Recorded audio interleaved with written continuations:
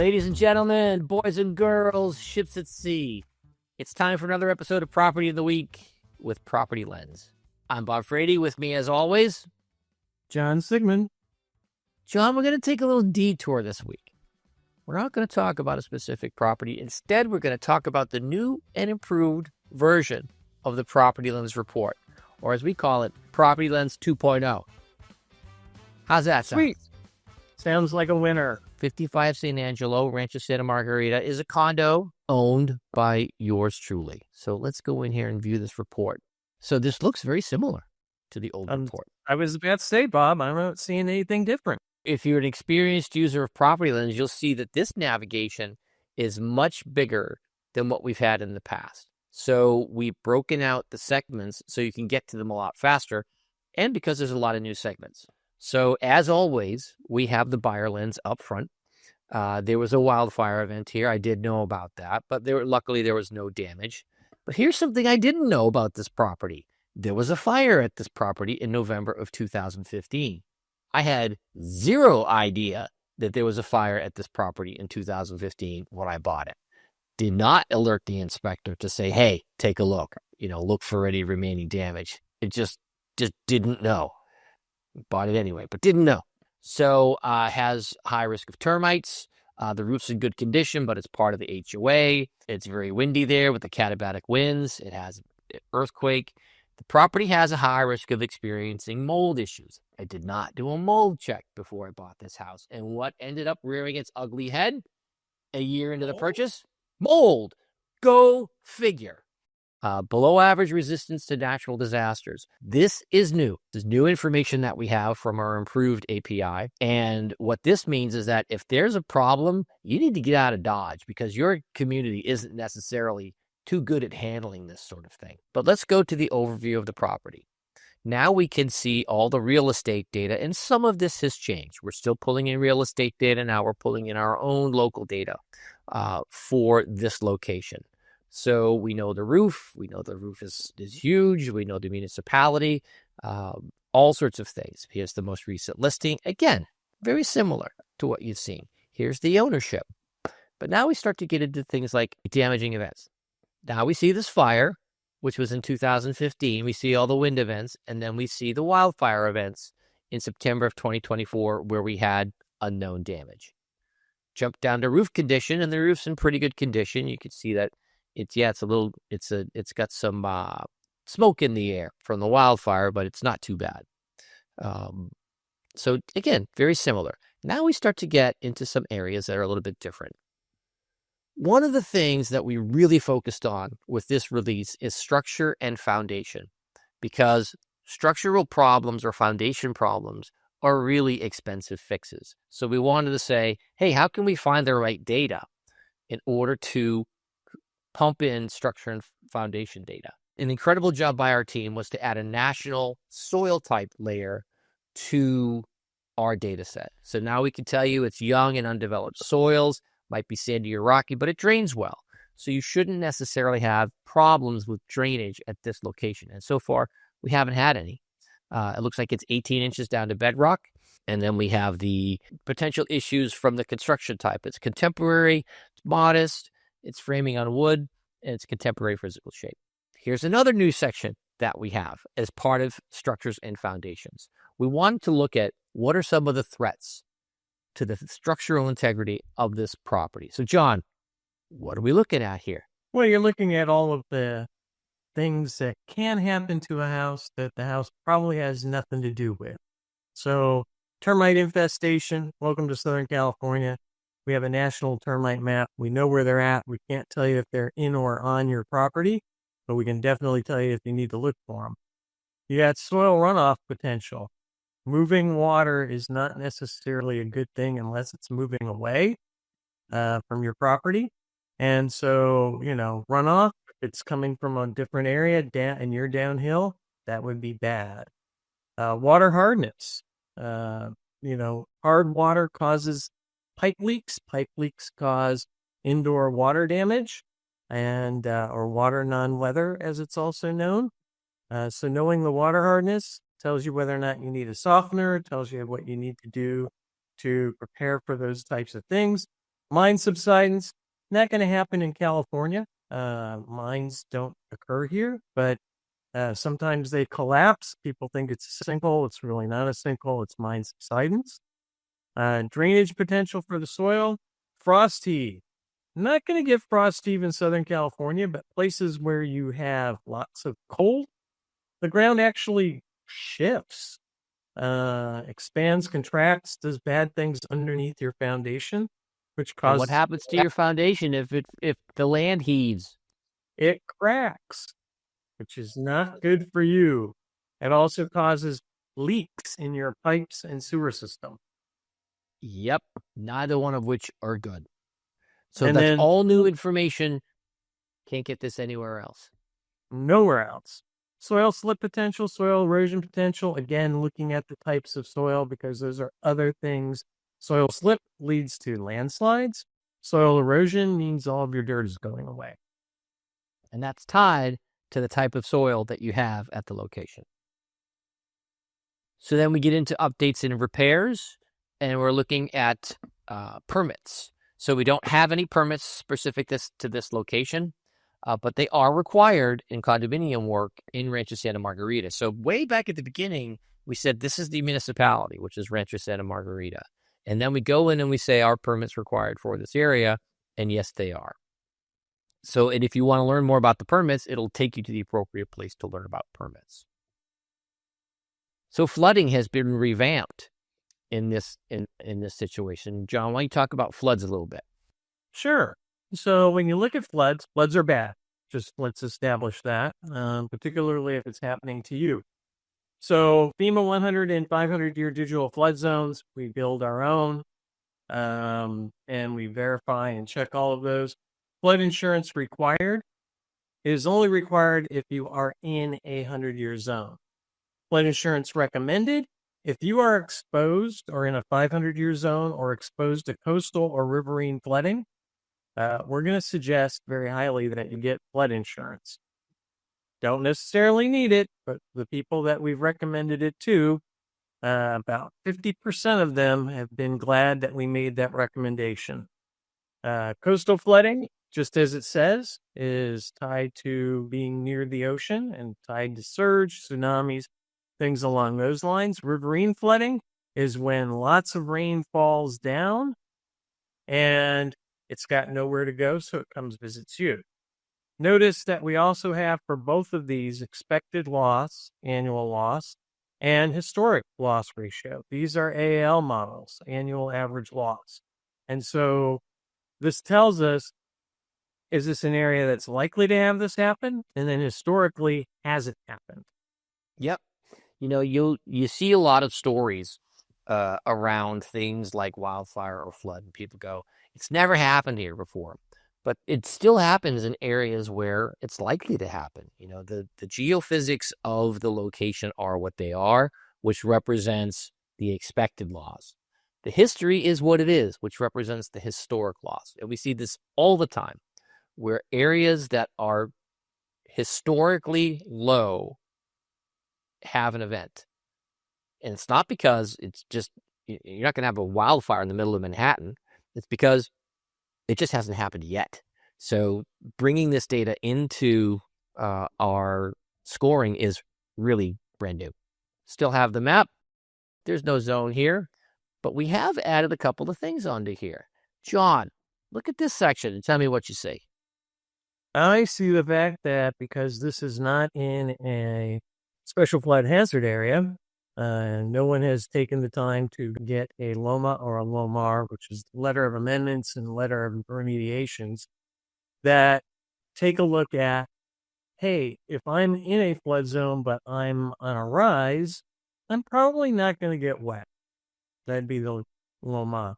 LOMAR is, hey, I've developed this area. I purposely built up the soil and then set the homes on top to avoid getting flooded. Yep, this is also brand new. So a lot of times what you'll see is that your property might not be in the flood zone only because there's a letter of map amendment saying you've lifted it up. Still might want to get it. More information for you to know and for us to use to say, hey, this is something you might want to take a look at in the property. So next we have our environmental risk. And last time we had a lot of different cards with a lot of different numbers, and we've simplified everything with environmental risk. And the first section that we have is naturally occurring risks, which are perils, or hazards. So this area, high risk of earthquake. And we look at a limited number of events per year, and it's in the 88th percentile. So it's got a pretty high grade. But again, we add fracking earthquake and historic loss ratio. This area will shake at some point. It just hasn't yet. And there's no fracking earthquake from this area. And we don't say that fracking causes earthquakes. We just happen to say it's often a lot of earthquakes where there's fracking. So high risk of earthquake. Above risk of landslide, it is on a bit of a grade, the whole property. But otherwise, everything, heat waves, sinkholes, tornadoes, avalanche, cold wave, of course, in California, hail, hurricane, ice storms, lightning, tsunamis, volcanoes, wildfires, and wind, and winter weather, it's all pretty low. The second part that we have is crime. So what's the crime assessment in an area? And John, why don't you walk us through this? Sure. So crime, everybody thinks that they live in a very safe place. This actually happens to be a fairly safe place. People shouldn't freak out. C is okay. The U.S. is a relatively safe country, so average is not bad. But you can see that, overall, very safe place to live. And then, extending out from crime, we have registered sex offenders within a half-mile proximity of the location. So these are registered. We don't know the ones that aren't registered. We use all 50 states registries.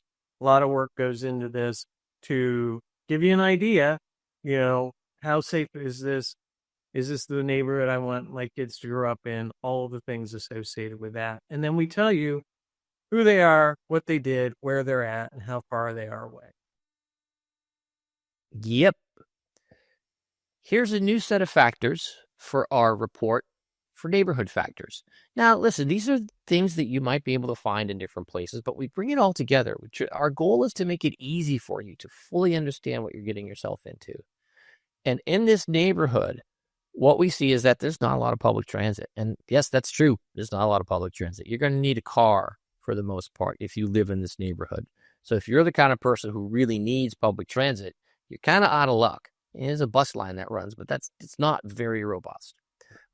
Also, we see that the neighborhood has below average ability to prepare for natural disasters. It's a relatively young city, doesn't have its infrastructure all built out. It's kind of by itself. So yeah, natural disaster resilience is not, they're going to need state or federal help if something ever did happen. And it's fairly walkable, but you do need a car for most daily needs. On the good news side, it's quiet. The airport, rail, and road noise are all pretty low for this area. Then we gave you a second new thing, which is neighborhood points of interest. So where's the school? Where's the child care centers?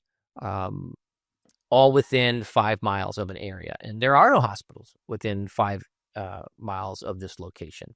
We'd show you if there were. Here's a new section. What do we got here, John? Well, we've got, stuff that's just bad, but typically isn't considered a natural hazard. So health and structural hazards, mold, that's bad. PFAs tend to be bad. Radon is bad if you let it build up in your house. So, mold, we already discussed that. You found the mold problem.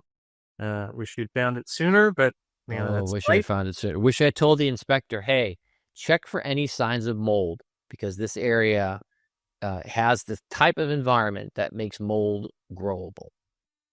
PFAs, polyfluoroalkylates, it's a forever chemical. Tends to get into the ground and into the groundwater. So, average is better than a lot of places. But you might want to consider some type of secondary filtration.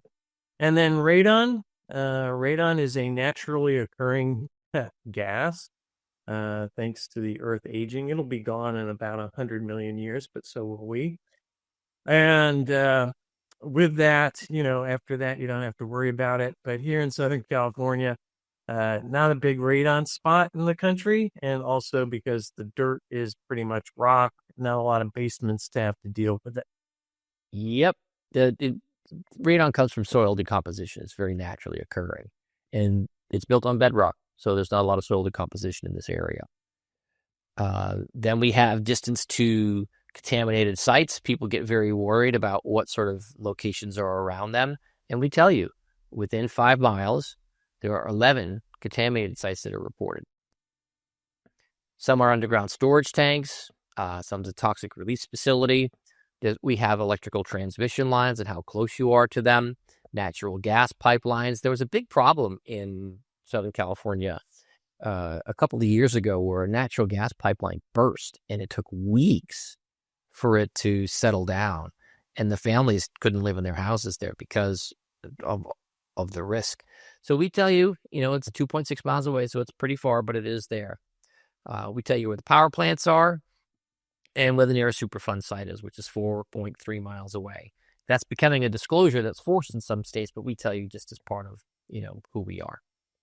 Then we tell you what the closest sites are, closest toxic release facility, closest Superfund, closest leaking underground storage tank, and the closest former clandestine drug lab. We don't know where the current ones are because that's why they're clandestine. But yep, we tell you all that stuff in the nearest brownfield site. So what's our next section, John? We have our new health and safety group. Brand new to PropertyLens 2.0. All right. So looking at things, to understand how quickly somebody can get to you if something bad happens.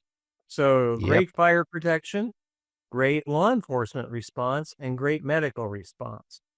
So yay for all of those things. In Southern California, probably in Northern California too, fire protection and medical response are almost one and the same because almost all of our fire stations have on-site EMTs. They go together. So if you got an A for one, you're going to get an A for the other. Law enforcement, there's probably a nearby police station, so somebody can get there quickly should the need arise. Excellent. And then you can see where they are. Health and safety services within 5 miles. And the police department is half a mile away, and the station is a mile away. When you live, this is something you don't normally think about when you buy a house. It's like stuff happens, and whether it goes into the calculus of whether you buy the house, it's like you want to know how long it's going to take for people to get to you. Now, there are insurance implications to this as well, because what we've seen is that if you have rapid response from the fire department, your average loss tends to be lower, significantly lower, if in the event of a fire. So you want to know where these things are, and most people just never tell you. They're like, I don't know, it seems pretty good. We tell you straight away where everything is and how quickly they can get to you. Brand new to PropertyLens 2. Upkeep and ownership, we've had this before. Estimated utility costs. If you wanted to put solar, you can't. In this case, it's a condo. Who your service is with. You click the button, it tells you who the service provider is, Southern California Edison. If you're considering solar, you can get a quote, but in this case, you don't. Here's the carbon footprint for your utility. And then insurability, same as last time. We look at the different risk factors for this location. These risk factors are now tuned to the new data that we have. And then we tell you what the estimated cost for insuring that location is what your coverage amount should be. We give you the option of getting a quote from one of our partners. And then finally, the timeline, which is what we've always delivered. So that's it in a nutshell. That is PropertyLens 2.0. We are super pumped to provide it. It is something that is available today at propertylens.com. So, we've talked a lot about what we're trying to accomplish here.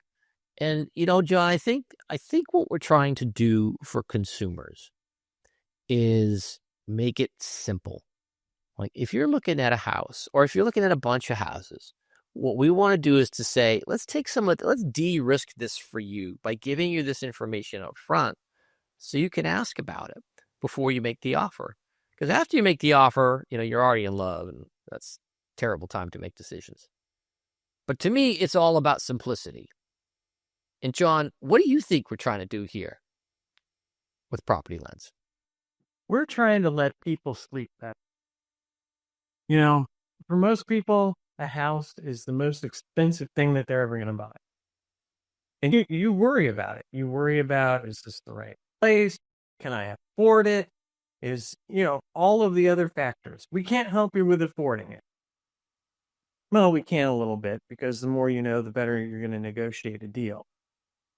But we can make sure that you know what risks it's exposed to, what's going to happen, how the soil is, all of the things that most people don't take into account. And quite honestly, aren't in a lot of the disclosures coast to coast. There's still states where it's caveat emptor, buyer beware. And you need to go in knowing as much as you possibly can about the most expensive purchase you're ever going to make. We get questions like, well, does this replace my inspection report? What do you think about that? Oh, absolutely not. I can't tell you if the bathroom fan works or if the dishwasher is, up to code, right? That's what an inspector is for. An inspector is on-site eyes. The person who understands, has looked at hundreds of houses, is going to be the one to say, here's the list of things that you need to get taken care of, or understand that, you may waive getting it taken care of, but that's so you know what you're getting into on site. But the inspector doesn't know if there's an abandoned mine sitting under your house. We do. So it's a two-pronged event.